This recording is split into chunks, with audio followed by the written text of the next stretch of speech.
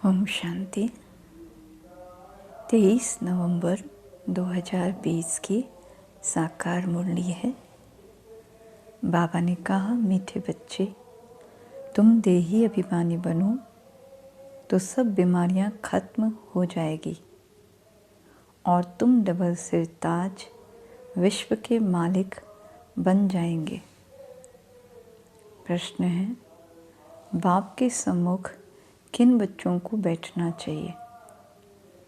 तो बाबा कहते उत्तर है, जिन्हें ज्ञान डांस करना आता है। ज्ञान डांस करने वाले बच्चे जब बाप के सम्मुख होते हैं तो बाबा की मुरली भी ऐसी चलती है। अगर कोई सामने बैठे इधर उधर देखते तो बाबा समझते यह बच्चा कुछ भी समझता नहीं है। बाबा ब्राह्मणियों को भी कहेंगे, तुमने यह किसको लाया है जो बाबा के सामने भी उबासी देते हैं। बच्चों को तो ऐसा बाप मिला है जो खुशी में डांस करनी चाहिए। गीत है, दूर देश का रहने वाला। ओम शांति। मीठे मीठे बच्चों ने गीत सुना। रूहानी बच्चे समझते हैं कि रूहानी बाबा जिसको हम याद करते आए हैं, दुख हरता व सुख करता व तुम मात पिता हम बालक तेरे, फिर से आकर हमको सुख गनेरे दो। हम दुखी हैं, यह सारी दुनिया दुखी है, क्योंकि यह है कलयुगी पुरानी दुनिया। पुरानी दुनिया और पुराने घर में इतना सुख नहीं हो सकता जितना नई दुनिया नए घर में होता है। तुम बच्चे समझते हो हम विश्व के मालिक आदि सनातन देवी देवता धर्म थे। हमने ही 84 जन्म लिए हैं। बाप कहते हैं बच्चों, तुम अपने जन्मों को नहीं जानते हो कि कितने जन्म पाठ बजाया है। मनुष्य समझते हैं 84 लाख पुनर्जन्म है। एक एक पुनर्जन्म कितने वर्ष का होता है? 84 लाख के हिसाब से तो सृष्टि चक्र बहुत बड़ा हो जाए। तुम बच्चे जानते हो हम आत्माओं का बाप हमको पढ़ाने आए हैं। हम भी दूर देश के रहने वाले हैं। हम कोई यहाँ के रहने वाले नहीं हैं। यहाँ हम पाठ बजाने आए हैं। बाप को भी हम परम धाम में याद करते हैं। अभी इस पराए देश में आए हैं। शिव को बाबा कहेंगे, रावण को बाबा नहीं कहेंगे, भगवान को बाबा कहेंगे। बाप की महिमा अलग है। 5 विकारों की कोई महिमा करेंगे क्या? देह अभिमान तो बहुत बड़ी बीमारी है। हम देही अभिमानी बनेंगे तो कोई बीमारी नहीं रहेगी और हम विश्व के मालिक बन जाएंगे। यह बातें तुम्हारी बुद्धि में है। तुम जानते हो शिव बाबा हम आत्माओं को पढ़ाते हैं। जो भी और इतने सत्संग आदि हैं, कहाँ भी ऐसे नहीं समझेंगे कि हमको बाबा आकर राजयोग सिखलाएंगे, राजा ही के लिए पढ़ाएंगे। राजा बनाने वाला तो राजा ही चाहिए ना। सर्जन पढ़ाकर आप समान सर्जन बनाएंगे। अच्छा डबल सिर ताज बनाने वाला कहाँ से आएगा जो हमको डबल सिर ताज बनाए? इसलिए मनुष्यों ने फिर डबल सिर ताज कृष्ण को रख दिया है। परंतु कृष्ण कैसे पढ़ाएंगे? जरूर बाप संगम पर आए होंगे, आकर राजाई स्थापन की होगी। बाप कैसे आते हैं ये तुम्हारे सिवाय और कोई की बुद्धि में नहीं होगा। दूर देश से बाप आकर हमको पढ़ाते हैं, राजयोग सिखलाते हैं। बाप कहते हैं मुझे कोई लाइट व रत्न जड़ित ताज है नहीं। वह कभी राजाई पाते नहीं, डबल सिर ताज बनते नहीं, औरों को बनाते। बाप कहते हैं हम अगर राजा बनता तो फिर रंक भी बनना पड़ता। भारतवासी राव थे, अब रंक हैं। तुम भी डबल सिर ताज बनते हो तो तुमको बनाने वाला भी डबल सिर ताज होना चाहिए, जो फिर तुम्हारा योग भी लगे। जो जैसा होगा ऐसा आप समान बनाएगा। सन्यासी कोशिश कर सन्यासी बनाएंगे। तुम गृहस्थी वह सन्यासी, तो फिर तुम फॉलोवर्स तो ठहरे नहीं। कहते हैं फलाना शिवानंद का फॉलोवर है, परंतु वह सन्यासी माथा मुड़ाने वाले हैं, तुम तो फॉलो करते नहीं। तो तुम फिर फॉलोवर क्यों कहते हो? फॉलोवर तो वह जो छठ कपड़ा उतार कफनी पहन ले। तुम तो गृहस्थ में विकारों आदि में रहते हो, फिर शिवानंद का फॉलोवर्स कैसे कहलाते हो? गुरु का तो काम है सद्गति करना।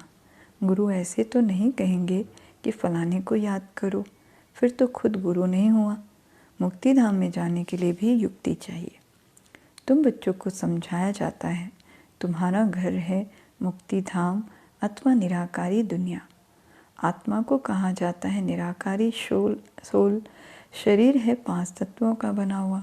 आत्माएं कहाँ से आती है? परम धाम निराकारी दुनिया से। वहाँ बहुत आत्माएं रहती हैं। उनको कहेंगे स्वीट साइलेंस होम। वहाँ आत्माएं दुख सुख से न्यारी रहती है। यह अच्छी रीति पक्का करना है। हम हैं स्वीट साइलेंस होम के रहने वाले। यहाँ यह नाटकशाला है जहाँ हम पाठ बजाने आते हैं। इस नाटकशाला में सूर्य, चांद, स्टार्स आदि बत्तियाँ हैं। कोई गिनती कर ना सके कि यह नाटकशाला कितने माइल्स की है। एरोप्लेन में ऊपर जाते हैं, लेकिन उसमें पेट्रोल आदि इतना नहीं डाल सकते जो जाकर फिर लौट भी आए। इतना दूर नहीं जा सकते। वह समझते हैं इतने माइल्स तक हैं, लौटेंगे नहीं तो गिर पड़ेंगे। समुद्र का व आकाश का तत्व का अंत पा नहीं सकते। अभी बाप तुमको अपना अंत देते हैं। आत्मा इस आकाश तत्व से पार चली जाती है। कितना बड़ा रॉकेट है। तुम आत्माएं जब पवित्र बन जाएंगी तो फिर रॉकेट मिशन तुम उड़ने लग पड़ेंगे। कितना छोटा रॉकेट है। सूर्य चांद से भी उस पार मूलवतल में चले जाएंगे। सूर्य चांद का अंत पाने की बहुत कोशिश करते हैं। दूर के स्टार्स आदि कितने छोटे देखने में आते हैं, है तो बहुत बड़े। जैसे तुम पतंग उड़ाते हो तो ऊपर में कितनी छोटी छोटी दिखाई पड़ती है। बाप कहते हैं तुम्हारी आत्मा तो सबसे तीखी है। सेकंड में एक शरीर से निकल दूसरे गर्भ में जाए प्रवेश करती है। किसका कर्मों का हिसाब किताब लंदन में है तो सेकंड में लंदन जाकर जन्म लेगी। सेकंड में जीवन मुक्ति भी गाई हुई है ना। बच्चा गर्भ से निकला और मालिक बना, वारिस हो ही गया। तुम बच्चों ने भी बाप को जाना, गोया विश्व के मालिक बन गए। बेहद का बाप ही आकर तुमको विश्व का मालिक बनाते हैं। स्कूल में बैरिस्ट्री पढ़ते तो बैरिस्टर बनेंगे। यहाँ तुम डबल सिरताज बनने के लिए पढ़ते हो। अगर पास होंगे तो डबल सिरताज जरूर बनेंगे। फिर भी स्वर्ग में तो जरूर आएंगे। तुम जानते हो बाप तो सदैव वहाँ ही रहते हैं। ओ गॉडफादर कहेंगे तो भी दृष्टि ऊपर जरूर जाएगी। गॉडफादर है तो जरूर कुछ तो उनका पार्ट होगा ना। अभी पार्ट बजा रहे हैं। उनको बागवान भी कहते हैं। कांटों से आकर फूल बनाते हैं। तो तुम बच्चों को खुशी होनी चाहिए। बाबा आया हुआ है। इस देश पर आए। दूर देश का रहने वाला आए देश पर आए। दूर देश का रहने वाला तो बाप ही है और आत्माएं भी वहाँ रहती है। यहाँ फिर पाठ बजाने आती है। देश पर आए यह अर्थ कोई नहीं जानते हैं। मनुष्य तो भक्ति मार्ग में जो सुनते हैं वह सत सत कहते रहते हैं। तुम बच्चों को बाप कितना अच्छी रीति समझाते हैं। आत्मा इम्प्योर होने से उड़ नहीं सकती, प्योर बनने बगैर वापस जा नहीं सकती। पतित पावन एक ही बाप को कहा जाता है। उनको आना भी है संगम पर। तुमको कितनी खुशी होनी चाहिए। बाबा हमको डबल सिर ताज बना रहे हैं। इससे ऊंच दर्जा कोई का होता नहीं। बाप कहते हैं मैं डबल सिरताज बनता नहीं हूँ, मैं आता ही हूँ एक बार पराए देश पराए शरीर में। यह दादा भी कहते हैं मैं शिव थोड़े ही हूँ। मुझे तो लकीराज कहते थे, फिर सरेंडर हुआ तो बाबा ने ब्रह्मा नाम रखा। इसमें प्रवेश कर इनको कहा कि तुम अपने जन्मों को नहीं जानते हो, 84 जन्मों का भी हिसाब होना चाहिए ना। वो लोग तो 84 लाख कह देते हैं, जो बिल्कुल ही इम्पॉसिबल है। 84 लाख जन्मों का राज समझाने में ही सैकड़ों वर्ष लग जाए, याद भी पढ़ ना सके। 84 लाख योनियों में तो पशु पक्षी आदि सब आ जाते हैं। मनुष्य का ही जन्म दुर्लभ गाया जाता है। जानवर थोड़ी ही नॉलेज समझ सकेंगे। तुमको बाप आकर नॉलेज पढ़ाते हैं। खुद कहते हैं मैं आता हूँ रावण राज्य में। माया ने तुमको कितना पत्थर बुद्धि बना दिया है।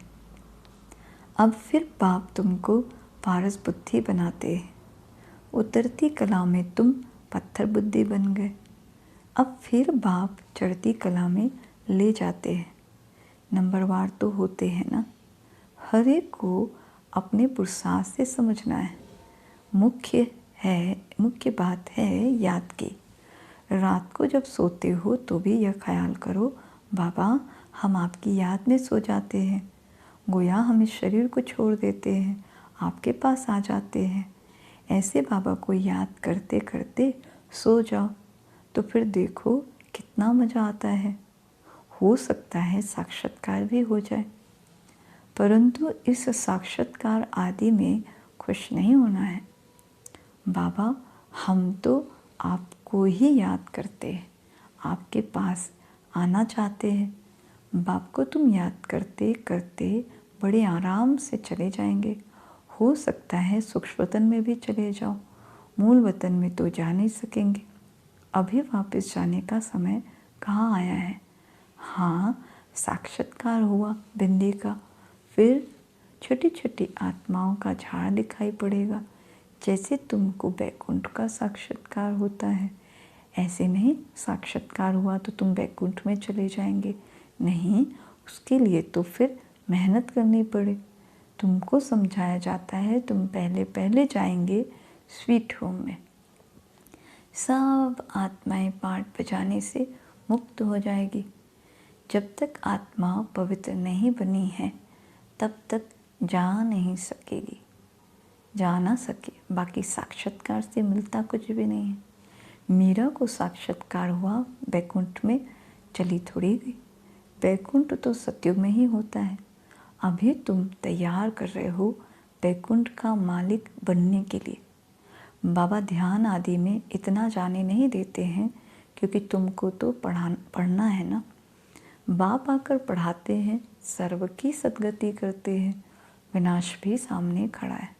बाकी असुरों और देवताओं की लड़ाई तो है नहीं, वह आपस में लड़ते हैं तुम्हारे लिए, क्योंकि तुम्हारे लिए नहीं दुनिया चाहिए। बाकी तुम्हारी लड़ाई है माया के साथ। तुम बहुत नामी ग्रामी वॉरियर्स हो, परंतु कोई जानते नहीं कि देवियाँ इतनी क्यों गाई जाती है। अभी तुम भारत को योग बल से स्वर्ग का मालिक बनाते हो। अभी तुम भारत को योग बल से स्वर्ग बनाते हो। तुमको अब बाप मिल गया है, तुमको समझाते रहते हैं ज्ञान से नई दुनिया जिंदाबाद होती है। ये लक्ष्मी नारायण नई दुनिया के मालिक थे ना, अब पुरानी दुनिया है। पुरानी दुनिया का विनाश आगे भी मुसलों द्वारा हुआ था। महाभारत लड़ाई लगी थी, उस समय बाप राजयोग भी सिखा रहे थे। अब प्रैक्टिकल में बाप राजयोग सिखा रहे हैं ना। बाप ही तुमको सच बताते हैं। सच्चा सच्चा बाबा आते हैं तो तुम सदैव खुशी में डांस करते हो। यह है ज्ञान डांस। तो जो ज्ञान डांस के शौकीन हैं उनको ही सामने बैठना चाहिए। जो नहीं समझने वाले होंगे उनको उबासी आएगी। समझ जाते हैं, यह कुछ भी समझते नहीं हैं। ज्ञान को कुछ भी नहीं समझेंगे नहीं तो इधर उधर देखते रहेंगे। बाबा भी ब्राह्मणी को कहेंगे तुमने किसको लाया है? जो सीखते हैं और सिखलाते हैं उनको सामने बैठना चाहिए, उनको खुशी होती रहेगी, हमको भी डांस करना है। यह है ज्ञान डांस। कृष्ण ने तो न ज्ञान सुनाया न डांस किया, मुरली तो यह ज्ञान की है ना।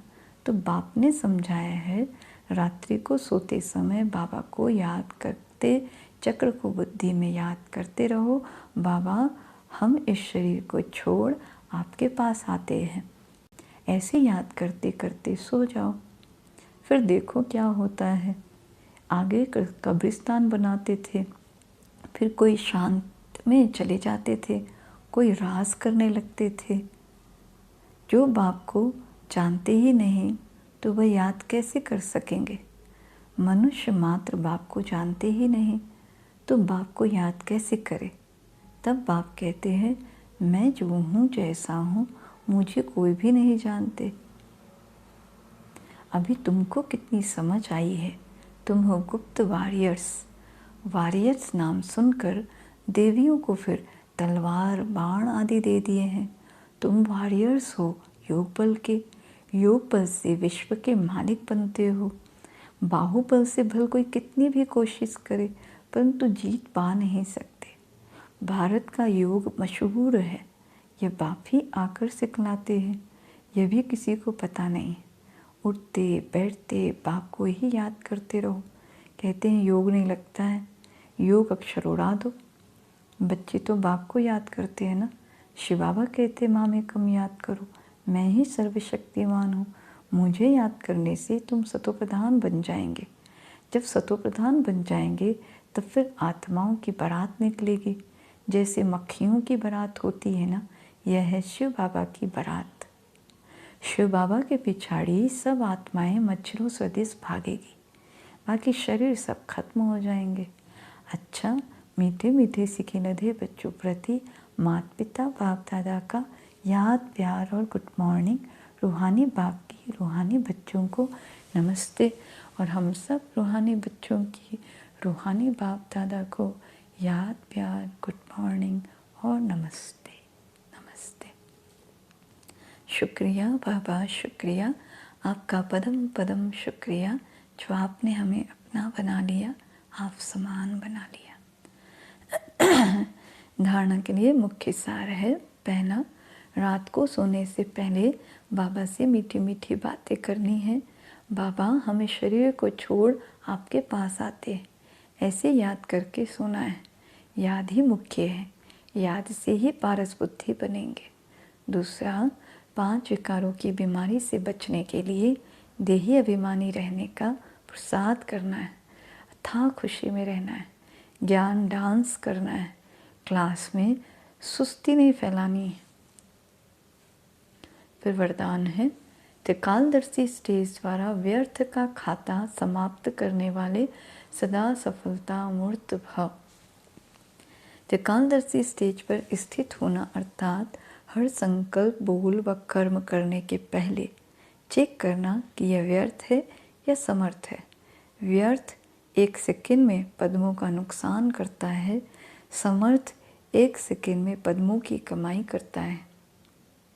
सेकंड का व्यर्थ भी कमाई में बहुत घाटा डाल देता है, जिससे की हुई कमाई भी छिप जाती है।